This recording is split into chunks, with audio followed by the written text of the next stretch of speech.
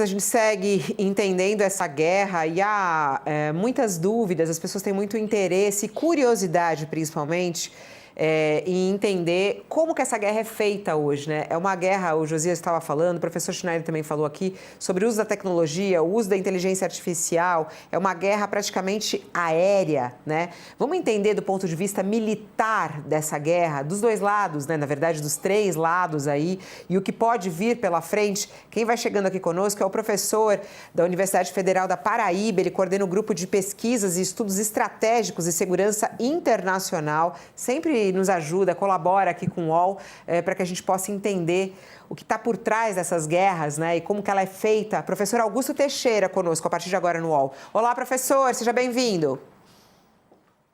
Olá, Fabiola, olá, Josias e a toda a audiência. Muito obrigado pelo convite. Bom, a gente tem aí como fazer uma análise do que chega como informação, né? Mas claro que tem muita coisa que é até escondida, misteriosa. Numa guerra é assim que funciona, né, professor? Mas vamos lá. Esse pode ser considerado uma guerra totalmente tecnológica, uma guerra com uso de inteligência artificial, uma guerra aérea? Como é que o senhor definiria esse conflito que está acontecendo neste momento?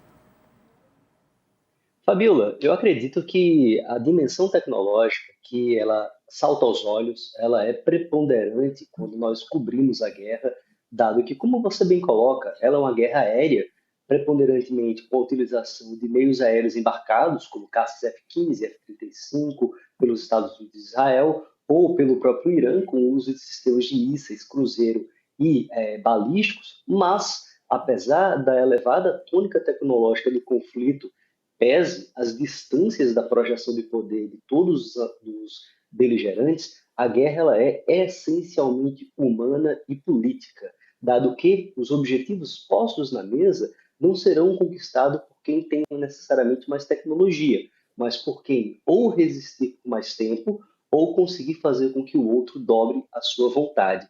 É por isso que a tecnologia ela é muito importante, mas vivemos, no contexto do conflito atual, um quadro de profundo desnível político, tecnológico e econômico. Entretanto, mesmo atacado pelos Estados Unidos e por Israel, numa concepção por estes como preventiva, o Irã vem realizando ações retaliatórias importantes em todo o Oriente Médio, que apesar de não causar um grande número de baixas, promove um efeito estratégico relevante relacionado à disponibilidade de mísseis interceptadores para os Estados Unidos e para Israel, e também afetando a geopolítica dos outros países do Oriente Médio que começam também a pressionar em relação ao conflito, Fabiola.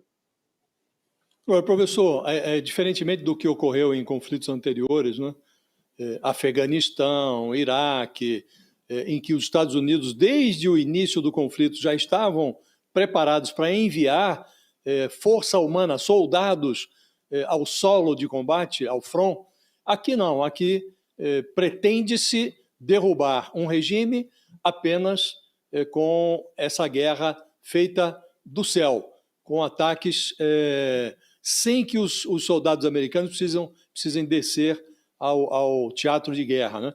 Acha que estamos diante dessa perspectiva de ter pela primeira vez aí um governo derrubado com ataques aéreos, ou as declarações do Trump instando a sociedade do Afeganistão a derrubar o governo por conta própria depois dos ataques, já demonstra que isso é improvável, que o resultado seja obtido sem a interferência dos militares em solo. Josias, o poder aéreo ele tem uma ampla gama de instrumentos e possibilidades. Como nós estamos vendo, os Estados Unidos levaram para próximo ao Irã não apenas dois grupos de força de combate nucleares e porta-aviões, mas conjunto de aviões de reabastecimento, de guerra eletrônica, entre outros meios, que o habilita a fazer uma campanha de interdição, destruição de alvos iranianos e, em grande medida, causar um efeito estratégico muito relevante em relação ao país. Entretanto, e aí é um dado que se coloca como muito relevante, existem limites àquilo que o poder aéreo consegue entregar. Tivemos, talvez, a campanha de poder aéreo de maior sucesso da história lá em 99, na Guerra do Kosovo, quando, alegadamente, uma campanha aérea longa conseguiu fazer com que os sérvios retraíssem do que hoje é o Kosovo autônomo. Entretanto, a própria literatura de estudos estratégicos tem uma controvérsia sobre se de fato o poder aéreo foi suficiente para provocar aquele resultado estratégico e político. Já no caso do Irã, é muito notável o seguinte aspecto: um anseio pela mudança de regime, ela é atônica, seja pelo presidente Trump, seja pelo Netanyahu, ou mais recentemente pela fala do secretário de guerra, o Hetzeg, onde ele fala de que a ideia não era fazer uma mudança de regime, mas o regime irá mudar. Ou seja, em linhas gerais, o objetivo é maximalista, é que o regime dos ayatollahs caia. Agora, fazer com que ele caia sem um vetor armado em terra, o clássico tropas no solo, boots on the ground, é muito difícil, porque aquilo que pisa no solo, uma força terrestre, ocupa e impõe a sua vontade, algo que os meios aéreos não conseguem fazer em virtude da temporalidade com que conseguem ficar em cima de um alvo, apesar do seu elemento de grande capacidade de projeção do poder. É por isso que um centro de gravidade importante é a oposição iraniana e, possivelmente, possíveis fraturas no corpo militar do país, que tem uma dimensão ligada diretamente ao regime, que é a Guarda Revolucionária Iraniana, da qual dificilmente tenderá a assumir uma posição pró-americana, como fez a Venezuela, e, por outro, as Forças Armadas Regulares, em particular o Exército, que são muito diminutos e têm muito pouco de poder de fogo dentro do próprio país. Se você lembrar, uma derrubada de governo feita em grande medida com apoio aéreo foi no Afeganistão, em que se baseou muito com a aliança com um grupo chamado Aliança do Norte, somado com forças especiais americanas, e uma campanha de bombardeio contra o Afeganistão. E isso deu certo para derrubar, mas tinha povo em armas, tinha um grupo organizado nacional que pôde tomar o governo. Isso, até o momento, não se verifica no Irã, que é um país muito complexo, que tem uma consciência nacional, apesar da forte crise de estabilidade e de credibilidade e legitimidade do próprio regime, que, sabemos, cometeu atos importantes contra a população recentemente. Ô, professor, duas questões aí. Primeiro, o que é essa guarda revolucionária do Irã, né, que o senhor falou, citou agora um pouco? Só explicar um pouquinho mais para a nossa audiência. E aí já emendo uma outra, professor, falando sobre o receio dessa guerra e essa escalada nuclear. As pessoas ficam muito apavoradas com isso. Donald Trump ontem falou várias vezes, né, sobre o perigo disso e que o Irã tem que estar livre das armas nucleares. Qual é o receio disso? O que a gente tem de conhecimento, de fato, do que existe no Irã, né? E como que isso pode escalar de maneira nuclear? Fabiola, a Guarda Revolucionária Iraniana é um grupo armado ligado diretamente à liderança política e religiosa do país, o clérigo.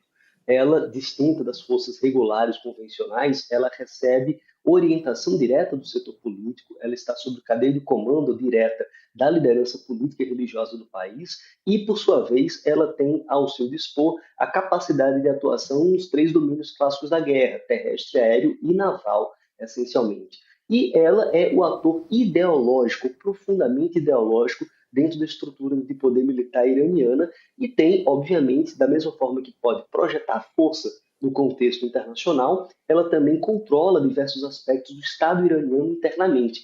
Então você tem aí quase como uma integração civil-militar entre poder militar e poder político-religioso, somado ao fato de que é ela responsável por realizar a coordenação com os grupos proxies iranianos no Oriente Médio. Então, ela é um grupo de elevado poder militar e de elevada influência política na estrutura iraniana. É por isso que alguns até colocam a possibilidade de você mudar o regime sem mudar o Irã, que seria o fim do governo dos ayatollahs e uma ascensão de uma junta militar liderada pela Guarda Revolucionária Iraniana, como possível cenário de conflito.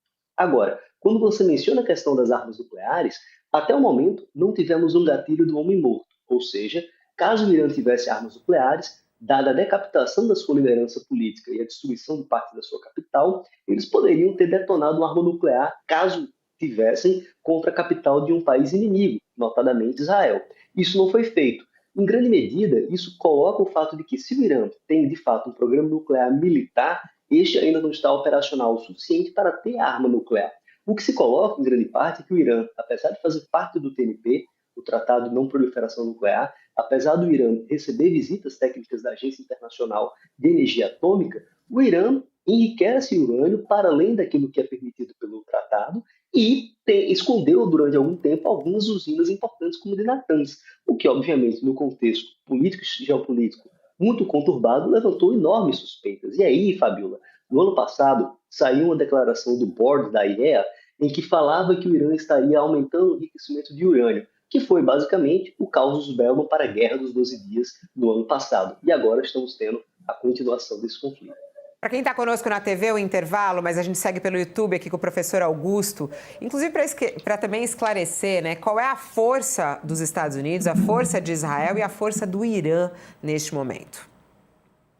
Aqui pelo YouTube, vamos lá, professor, a gente tentando desenhar essa guerra do ponto de vista militar, né, e a potência de cada um desses atores, né? Estados Unidos ao lado de Israel, qual é o tamanho dessa força, qual é o poderio deles? Irã, está sozinho mesmo? Qual é o poder do Irã? Como é que o senhor vê a briga aí entre esses lados? Fabiola, é muito difícil de fazer qualquer comparação quando você tem os Estados Unidos em um dos polos do conflito. Os Estados Unidos possui um gasto militar de cerca de 900 bilhões de dólares ano, algo que irá aumentar nos próximos anos. Ele é basicamente o país que mais gasta em defesa, somado todos os demais, com exceção da China. E, em grande medida, ele adjudicou para a região meios enormemente poderosos, não apenas porta-aviões, aviões de asa fixa e rotativa, sistemas de defesa antimíssil, sistemas de defesa antiaérea, entre outros fatores, mas uma capacidade logística de projetar poder e sustentar essa projeção de poder durante um bom tempo. E isso, em grande medida, coloca os Estados Unidos com ampla liberdade de ação para poder fustigar o Irã e continuar a ação de interdição e destruição de meios importantes iranianos. Já Israel, que é a principal potência militar da região e nuclearmente armada, tem meios extremamente importantes e, dada a sua condição geográfica de não ter chamada profundidade estratégica, é um território menor do que esse Egito aproximadamente, tem como doutrina a dimensão ofensiva, até como uma forma de defesa, e tem meios de projeção de força extremamente robustos, que foi inclusive o país que iniciou a campanha de ataques aéreos agora contra o Irã, vindo possivelmente a ser o responsável pela destruição do complexo onde estava o Ayatollah Khamenei. Então, esses dois atores, eles têm um poderio militar estratégico e coordenação insuperável no campo internacional. Já o Irã, Fabiola, ele se encontra virtualmente sozinho. Na semana passada, o Irã fez um exercício naval com a Rússia, só que a relação com a Rússia, apesar de um acordo de cooperação militar entre ambos, sabe-se que nem a Rússia nem a China são aliados dentro de sistemas de segurança coletiva, ou seja, caso um membro da aliança seja atacado, o outro irá ao seu